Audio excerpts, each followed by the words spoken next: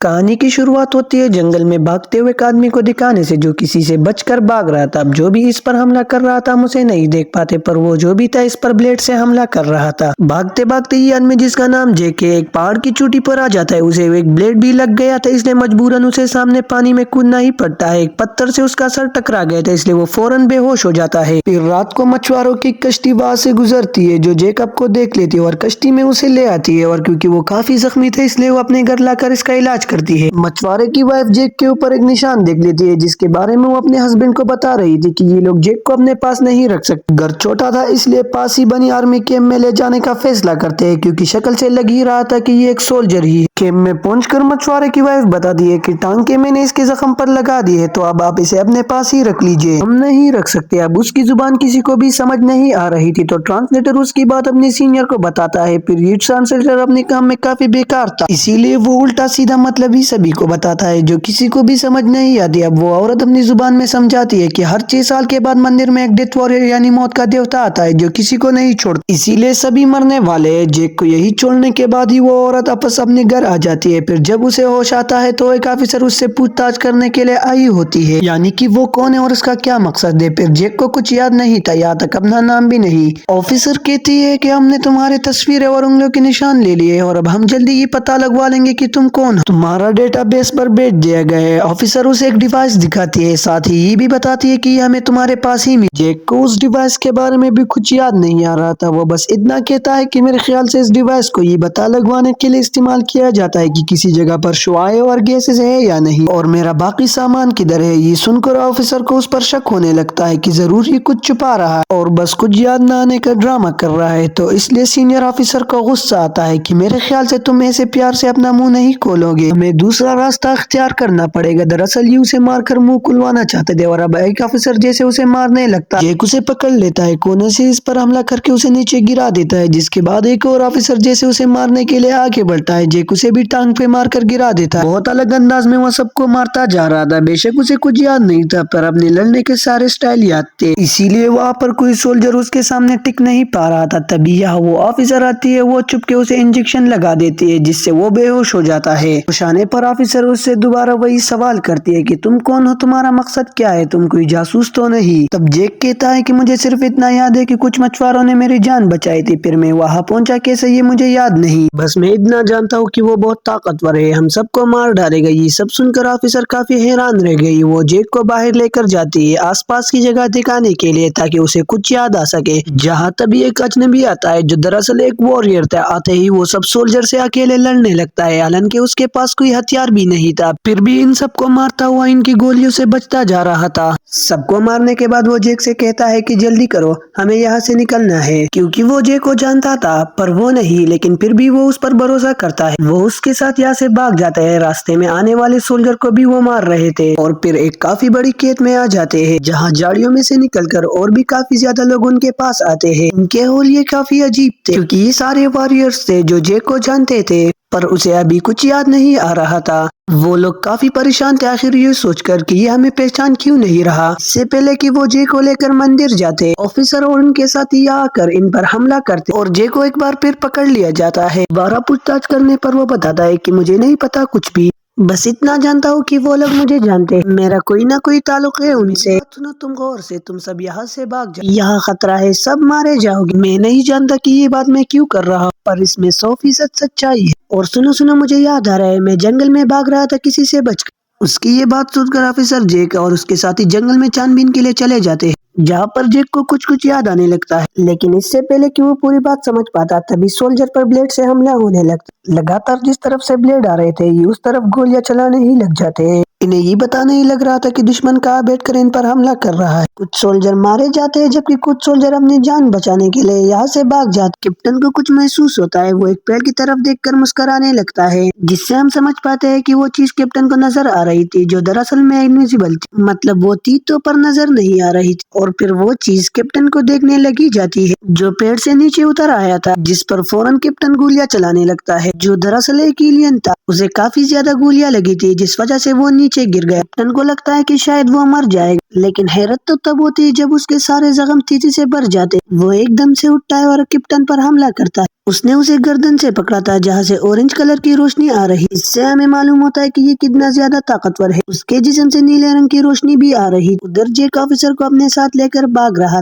اس بیچ وہ ایک گڑھے میں گر جاتا ہے جبکہ آفیسر ابھی بھی باہر تھی کہ تبھی اچانک اس پر بلیڈ سے حملہ ہوتا ہے اور وہ بیچاری ماری جاتی ہے۔ اس گڑھے میں دیکھ کر جیک دیکھتا ہے کہ یہ ایک تیر خار ہے۔ ہاں ایک آدمی بیٹھا تھا جس کا نام ویلی تھا۔ وہ جیک سے کہتا ہے کہ تمہیں کچھ یاد نہیں کہ میں کون ہوں؟ تب جیک نام میں جواب دیتا ہے، جو سن کر وائلی اسے مارنے لگتا ہے، اسے لڑنے لگتا ہے، کبھی تلوار سے، کبھی پیروں سے، کبھی کلہاڑی سے، تاکہ اسے کچھ یاد آ جائے، پر کوئی فائدہ نہیں ہوتا۔ پھر نارمل ہونے کے بعد ویلی جیک کو بتاتا ہے کہ آج تم پر جنگل میں جس چیز نے حملہ کیا وہ دراصل میں ایک ایلین ہے جو دوسرے پلینٹ سے یہاں آیا ہے۔ اسے ڈیتھ واریر یعنی موت کے یودھا کے نام سے بھی جانا جاتا ہے۔ اس کا مقصد صرف ایک ہی ہے، دنیا اور انسانیت کو تباہ کرنا، اور اب تمہیں اسے ختم کرنا ہوگا کیونکہ ایک واریر ہی ایک واریر کو مار سکتا، اور جیک تم ہی ہمارے واریر ہو۔ ان کے بعد کے ساتھ ہی یہاں پر ان کے باقی ساتھی بھی آ جاتے ہیں جو جیک کو مندر لے جا رہے تھے۔ وہاں جیک کی ملاقات ایک فیملی واریر سے بھی ہوتی جو اس کی دوست تھی، پر جیک کو وہ بھی یاد نہیں۔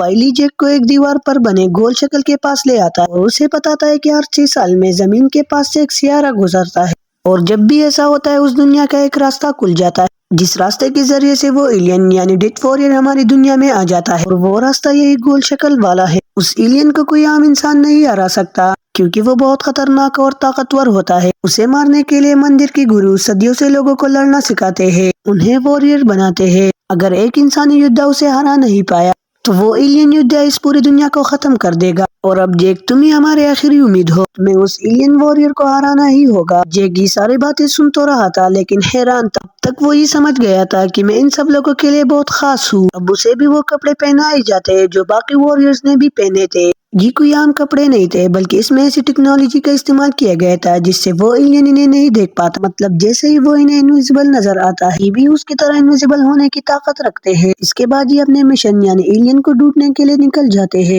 راستے میں ایک واریر جے کو آسمان میں وہ پلینٹ دکھاتا ہے اور بتاتا ہے کہ یہی اس ایلین کا گھر ہے جو 600 سال میں ایک بار کھلتا ہے، لیکن اس سے پہلے کہ وہ یہاں سے جائے ہمیں ایلین کو پکڑ کر یا تو ختم کرنا ہوگا یا پلینٹ کے اس راستے سے واپس بھیجنا ہوگا جو مندر میں ہے، کیونکہ اگر پلینٹ یہاں سے چلا گیا تو دروازہ 6 سالوں کے لیے بند ہو جائے گا، جس کے بعد ایلین کو واپس بھیجنے کا کوئی راستہ نہیں ہوگا، تو وہ ہر طرف تباہی مچا دے گا۔ اب وائلی اسے بتاتا ہے کہ ہر 6 سال کے بعد وہ ایلین 9 واریئر سے لڑتا ہے، جو سارے واریئر وہ خود ہی چنتا ہے، اور ان میں سے اگر کوئی ایلین کے ساتھ لڑنے سے منع کر دے وہ غصے میں آ کر آس پاس کی ہر چیز کو تباہ کر دیتا ہے، جیسے انسان، پرندے، سب کچھ وہ تباہ کر دیتا ہے۔ اب خود چنے جانے پر اس سے لڑنا کافی گرو کی بات ہے، اور اگر اس میں کوئی مر بھی جائے تو کم از کم باقی لوگوں کی جان تو بچ جاتی ہے۔ جیک پوچھتا ہے کہ ہم لوگ تو 8 ہیں، واریئرز 9 ہونے چاہیے، تو ایک اور واریئر کدھر ہے؟ وائلی بتاتا ہے کہ خیر ہے، ہم پہلے 9 ہی تھے پر ہمارا ایک واریئر مارا گیا ہے، ہم نے اسے کھو دیا ہے۔ اسی رات ان لوگوں نے ایلین کو ڈھونڈ بھی لیا اور حملہ کر کے اسے کافی حد تک کمزور بھی کیا، وہ اسے لگ بھگ مار ہی دیتے۔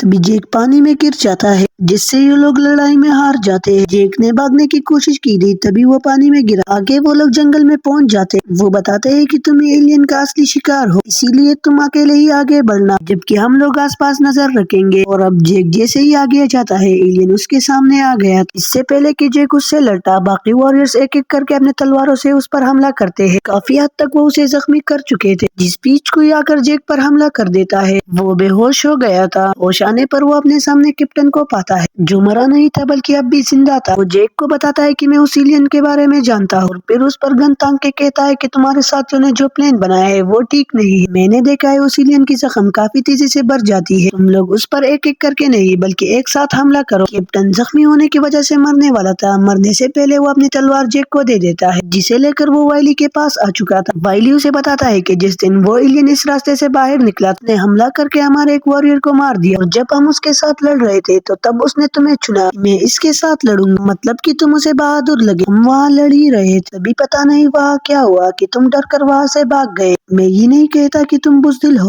क्योंकि तुमसे लड़ने से पहले एलियन ने मुझे चुना था और मैं भी बिल्कुल ऐसे ही वहाँ से भाग गया था। उसे हम दोनों ही बुज़दिल लगे, इसीलिए हमें नहीं मारा। ये उसका उसूल है कि वो बुज़दिलों को कुछ नहीं कहता। वो दोनों अब बातें कर ही रहे थे, वहाँ एक आदमी की लाश आकर गिरती है, जो देखकर जैक जल्दी से चेक करने जाता है। उसे ये जानकर बहुत दुख होता है कि वो आदमी मारा गया है। अब बाकी साथी भी यहाँ आते हैं। वो ये फैसला करते हैं कि हम सब मंदिर चले जाएंगे और वही एलियन से लड़ेंगे, क्योंकि अब प्लेनेट का वो रास्ता मंदिर वाले रास्ते से मिलने वाला था। अब ये लोग खुद भी वहाँ पहुँच गए थे और एलियन को भी वहाँ आने पर मजबूर करते हैं। उसके आते ही उस पर एक साथ हमला करते हैं। कभी तलवारों से कर रहे थे तो कभी किक्स मार रहे थे, पर एक साथ लड़ने के बावजूद भी टिक नहीं पाते। वो अपने और ताकत का इस्तेमाल करके उठा उठा कर इन्हें दूर फेंकता जाता है। जैकी देखता है तो दोबारा वहाँ से भागने की कोशिश करता है, इसीलिए अब वाइली को ही उसका सामना करना पड़ता है। दोनों के बीच काफी देर तक जबरदस्त लड़ाई चलती रहती है। तलवारबाजी की बराबर की टक्कर दे रहे थे एक दूसरे को, और आखिर में एलियन एक खतरनाक वार करके वाइली को मार देता है। फीमेल वॉरियर जैक को भागने से रोकती है, और असल में वाइली मेरे डैड थे, उन्होंने ही मुझे लड़ना सिखाया और एक वॉरियर बनाया। अब वो दुखी होकर रोने लगती है। उसकी बातें सुनकर अब जैक को भी काफी दुख होता है, इसीलिए वो फैसला करता है कि अब मैं एलियन से नहीं भागूंगा। अभी ये एक सोल्जर कुछ मछुआरों के साथ आता है, कुछ बॉम्ब्स भी ले आया था। एली की बेटी यानी वॉरियर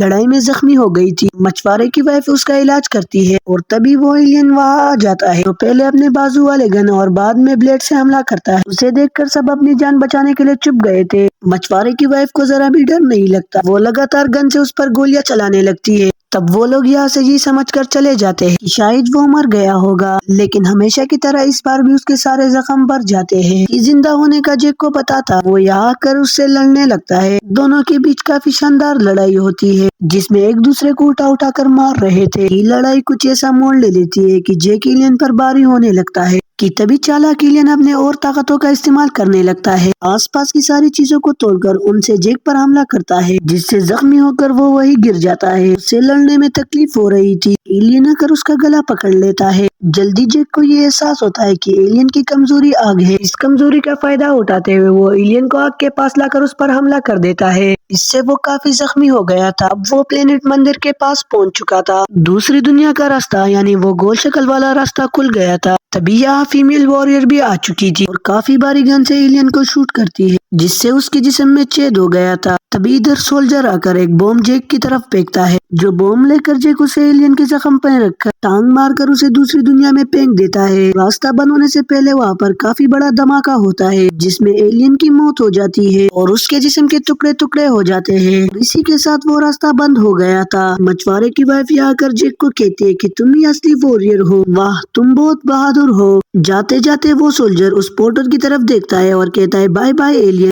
अगले 6 सालों में मिलेंगे। मगर कोई और एलियन होगा तो वो भी जरूर आएगा दुनिया को मिटाने के लिए। और इसी के साथ ये फिल्म इधर ही खत्म हो जाती है।